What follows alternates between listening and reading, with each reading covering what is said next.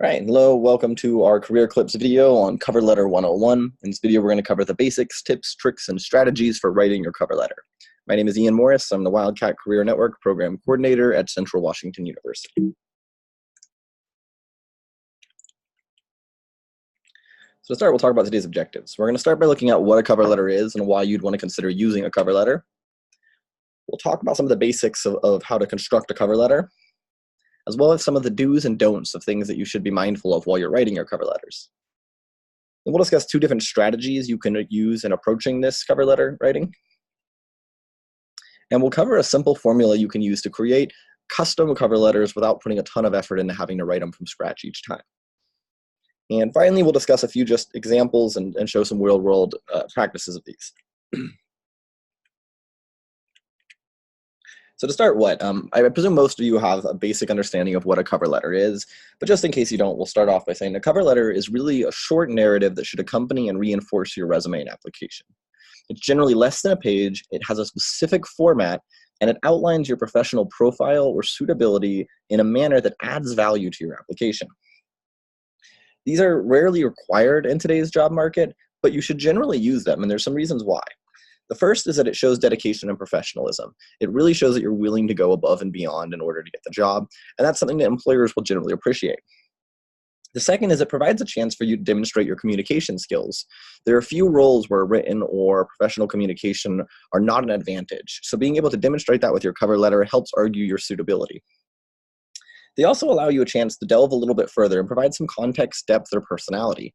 Resumes are often full of great credentials, informations, or experience, but sometimes lack that human element that you can inject a little bit in your cover letter. And last off, and this is an important one we'll return to, is that these can be a very important factor when deciding between closely matched candidates or in the final review process. So let's start by addressing the elephant in the room. Does anyone actually read these things, and why even put in the effort?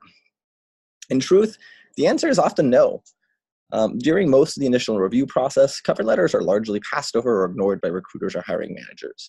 In truth, the majority of your brilliantly crafted, passion-filled, and technically rich cover letters will never even really get seen. But that's not to say it's not worth doing. There are certain times that cover letters really become very important. The first of these times is really when you're working in a writing-based industry. If you're in communications, PR, editing, academia, or any industry where writing is part of your professional skill set, there's generally an expectation that you're going to provide a cover letter and that it will demonstrate your communication skills. It helps to just be aware of your industry trends and the importance that your industry places on these. The other thing that when it might be important is when you have something on your resume that sparks the interest of a recruiter, but they can't quite find all the information they're looking for about it. We'll often turn to other resources that you've provided us to try and find this information. That can include your LinkedIn, your CV, or even your cover letter. So having this cover letter is a chance to just ensure that the recruiter finds the information they're looking for if you've already sparked their interest. And finally, again, when two candidates are really closely matched or during that final review process, the cover letter can really be a make or break it document. It can really help out hiring managers decide between two closely matched applicants. So just doing a little thought experiment with that, say you have two applicants for the same role. Both of them have about 4 to 6 years experience. Both have the same credentials and degrees, and both have strong resumes that demonstrate all of the needed skills. Taken with just those variables alone, it would be really hard to decide between these two. But say applicant 1 didn't turn in a cover letter and applicant 2 did provide one, and the cover letter provided is well written and demonstrates their passion for the field and their ability to complete tasks that they've said they could do. Who would you pick? Most people would generally pick applicant 2 because that provides that extra depth and context and it shows their professionalism in taking the extra step. Again, this is really more common than people realize. Candidates are often closely matched, and anything you can do to set yourself slightly apart from the field is usually going to be to your advantage. It's important to note that cover letters follow a standardized format. This is a professional norm and is really what hiring managers are looking for. It's how they can quickly discern this document from other professional communications they may receive. There are some style variations in this format, but it's essentially always the same. You want to list your name, your contact information, the date, and the contact information of your recipient. I also like to include a regarding line where I indicate the role I'm applying to so they don't have to read through my cover letter to figure out what I'm applying to. Below are 2 common examples. On the left is a very standard minimalist version of it, where they just list their information, similar to what you might see on a fax or memo. On the right is a little more stylized, similar to what you might have on your resume. It has a header section with a little more call out and flair in terms of listing the individual's contact details, but then you still list the date and the employer details similarly. Either of these is fine, but just be aware that hiring managers and recruiters are looking for this information and format when they are looking for cover letters.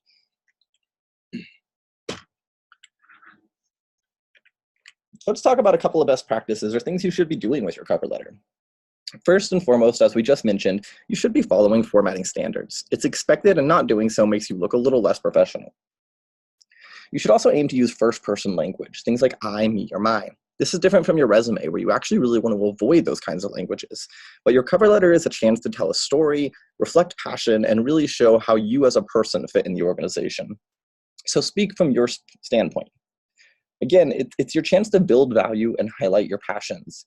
Your resume provides a lot of technical information about your skills and credentials. This is your chance to show how you are suitable as a person or as somebody who's enthusiastic about the company or role. Remember to give specific examples. Anytime you make a claim in a cover letter that you're a great team worker or that you're able to multitask, you should support this with an example from your work experience. When did you manage a team? What indicators let you know that you were a great team member? In what scenarios did you multitask and how did you handle those? Make sure to be specific and demonstrate not just the claim, but proof of your abilities. Also, remember you should be expanding upon your resume or application. If you're just repeating information you've already provided, it's really not a value added. If anything, it can be frustrating to hiring managers to have to reread the same information you've already given them. Remember also that really the focus is on the value to them, not you. This can be tricky. You're writing about yourself, but you don't want to get caught up in what you get out of the experience. You want to make sure that you're talking about how you contribute and how your passion and enthusiasm will ultimately benefit their organization. Remember to be polite, professional, and courteous. Avoid making bold statements, demands, setting timelines on when you'll follow up, or saying that you're the perfect or ideal candidate. All of these things can come off as arrogant, commanding, or rude, and often be off-putting. So just generally assume of being politely confident. And remember that when you're talking about your cover letter or your career narrative, to always maintain an emphasis on professional and career growth and development throughout your career path. Don't talk about the challenges you faced or why you left jobs for things you didn't like. Instead, talk about the things that you enjoyed in your past roles and how those have led you to the role you're applying to today.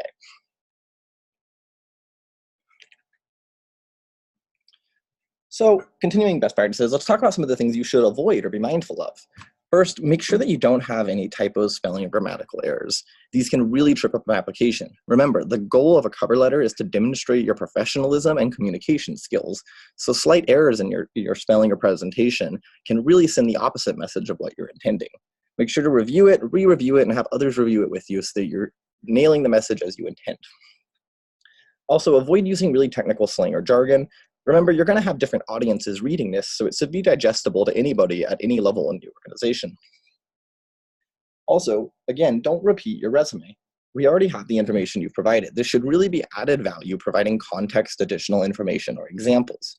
It's okay to use bullets in some cover letters, but if you do, please ensure that you're not just copying and pasting bullets off your resume. This is really common and really frustrating. Most hiring managers will just skip past them because we already have that information. Also, avoid rambling or overextending sections. It's better to make a point quickly, illustrate it, support it, and move on. The more that you talk out a point, the more that you often will dilute your message. Keep it short and impactful. Remember not to make any claims without supporting them. Your cover letter is really your chance to build out your case. So anything that you say is a point in your support should really have examples or stories to go along with it to demonstrate that. Also, don't ignore specific instructions. Some companies or jobs will have specific cover letter requests, questions they want you to respond to, or information they want you to provide. It's really important that you follow these instructions because failing to address these questions will generally disqualify you as an applicant. On that note, be sure not to be too generic or dry. A template can really help you in producing a lot of cover letters and ensuring that you're following a professional format, but if it looks too standardized, like you just copied and pasted, most people will recognize that and really not see it as reflecting your passion or interest in the role. And again, try not to be overly confident or demanding. It's good to be confident in your role, and it's good to have a call for action at the end, but you really don't want to impose your perception or wills on others. And just like we talked about before, try to keep a positive narrative. Try not to emphasize challenges or frustrations or negative aspects of your past career, and instead emphasize the value of your past experiences and how that leads you forward. A positive narrative is more likely to reflect more positively with the employer.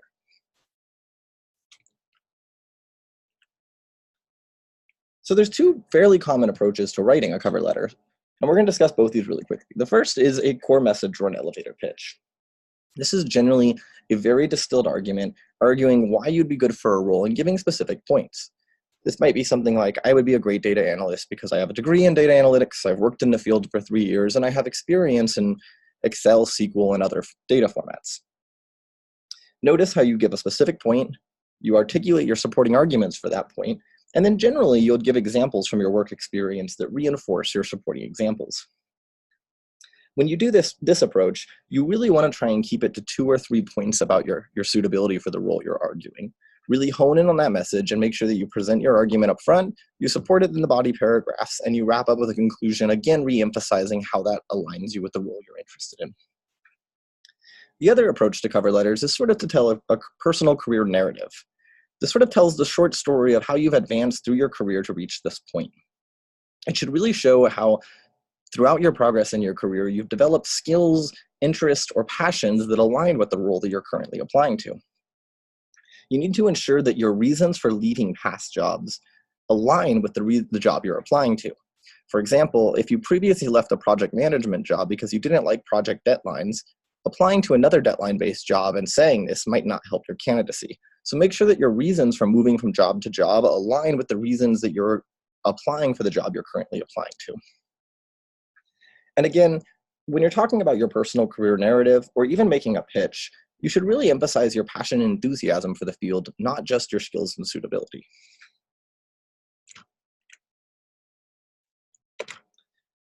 So one of the things that you'll commonly hear is that you should send a customized cover letter. And this can be really difficult when you're applying to multiple jobs. They can be quite time consuming to write. So I'd like to share with you guys a little formula I have to try and write cover letters effectively while still customizing them to the audience.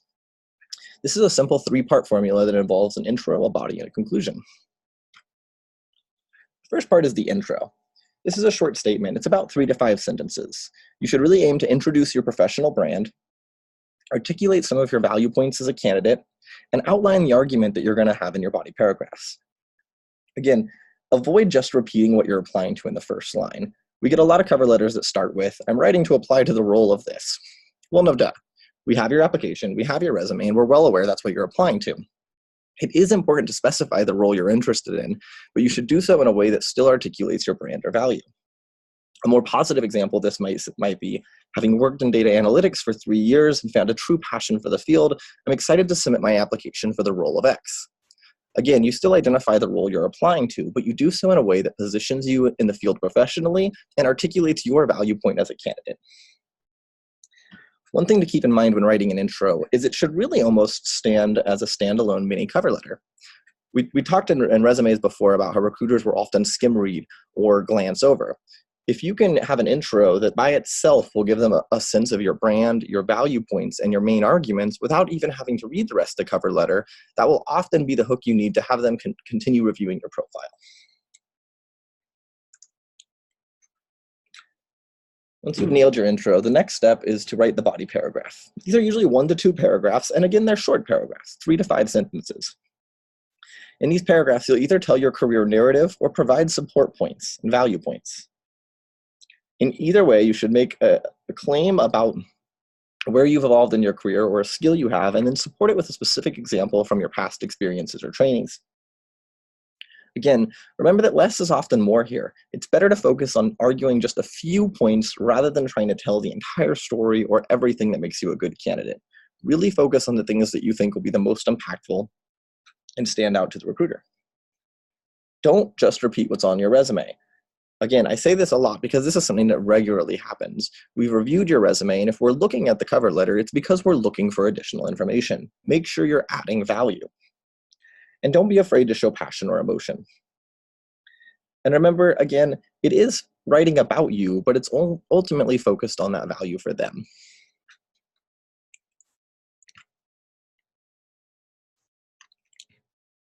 Conclusion paragraph is probably the simplest part of this formula. Regardless what route you take, you would generally have the same conclusion. You start by reiterating your enthusiasm or potential suitability for the role. You should then thank them for their time and consideration and have a clear call to action in encouraging or inviting them to contact you or to let you know about next steps or interviews. In your conclusion, try to stay confidently humble and again, avoid being too confident or arrogant. Saying things like you're the ideal candidate, a perfect fit, are not really your place to say. Instead, a strong candidate or a potential great fit are things that you can say that mitigate the impact of these statements and are more approachable to the average hiring manager. So here's an example of all this in practice. Note how we follow a standard format. After the format, there's a short introduction that builds value and identifies a brand, followed by 2 paragraphs that sort of have a mix between arguing points and telling a narrative. In the conclusion, we wrap up by thanking the reader for their time and having a call to action asking them for the next steps. These don't always have to be this complicated, though. In fact, this is a simple one by Harvard Business Review titled "The Best Cover Letter I Ever Received."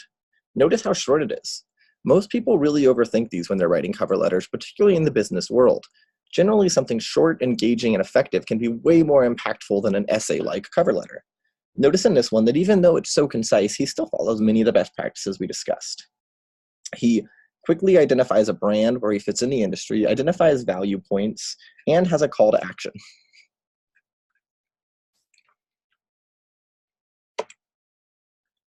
And just some final notes and reminders. These are standard tips for cover letters, but if you go online and look up the best cover letters, you'll find that many of them don't follow these guidelines or practices. In fact, that's because a lot of a cover letter is to gauge interest and resonate with your reader, and that can vary a lot by audience. In general, it's best to just start with the basics. These are tried and true methods that work really well in most contexts. However, if you're confident in your abilities or feel pretty confident that your employers will respond well to a unique stylistic cover letter, you're certainly welcome to attempt that. Please just know that you're doing so at your own risk. While some employers will find it interesting, engaging, or make you stand out from the crowd, others may view it as unprofessional or off-note. So do this at your own discretion. The one here on the right I actually really enjoy. It's for an editing role. And as you can tell from reading it, it's confused by commas, puzzled by parentheses, stumped by spelling. This person uses an unusually witty way to demonstrate their grasp of the written language. This makes sense when you're applying for an editing role, but traditionally wouldn't follow the format or tactics we've discussed here. So again, it's worth noting that there is a lot of wonderful examples of creative cover letters online, and you can certainly pursue these routes. But in general, it's best to keep with the simple best practices if you're just getting started. In wrapping up, just a couple of final reminders. When it comes to cover letters, you should actually use them, regardless if they're required. As I hope you've seen here, they can really make an impact on your application. Also remember that generic or repetitive cover letters really don't add value and in turn really don't help your candidacy. If you're just copy and pasting the same cover letter, you might as well not be sending it. Take the time to inject a little bit of customization and to ensure you're speaking specifically to that role or company. Also remember, your cover letter is a sample of your professional communication skills. Any errors, typos, or poorly written examples are actually going to detract from your candidacy rather than help it. So ensure that you are reading it, reviewing it, re-reviewing it, and have somebody else review it if possible. Less is often more as well. Focus on the quality of your content more than just the quantity. And remember, again, it's about you, but it's only written for them. A lot of applicants will talk about how they hope to grow in an organization and how excited they are to work in the organization, how the things that they hope to learn and people they hope to meet. And that's wonderful and shows enthusiasm, but ultimately you really want to emphasize how that conveys into benefit for the company. How does your enthusiasm and excitement for the role actually contribute to organizational value or objectives? And make sure the value to them is obvious. While you might outline a skill that you're very proud of and how you got the skill, if you don't directly relate that skill to the role or how it's going to benefit in this particular job or capacity, it might get overlooked or missed by the employer. Don't assume they'll connect the dots for you. Make sure the value to them is obvious. And again, show passion or alignment. We have a lot of technical information about you in the application process. This is really one of the few chances you have to shine your personality through a little bit.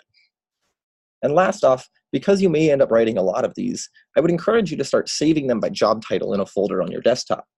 What you'll find is that over time, you can tactically reuse and rebrand them. If you've previously applied to a role as a sales manager, when you go to apply for another role as a sales manager, you may find the cover letter largely works the same and just needs a few minor edits to better resonate with that particular employer or company. So this wraps up our brief overview of cover letters. For more tips and information, please visit Career Services to schedule an appointment, or check out our regular workshops and events in the Wildcat Career Network. You can also find more videos like this on our YouTube channel or in the Wildcat Career Network. Thank you again for your time and attention, and we'll see you for the next CW Career Clips.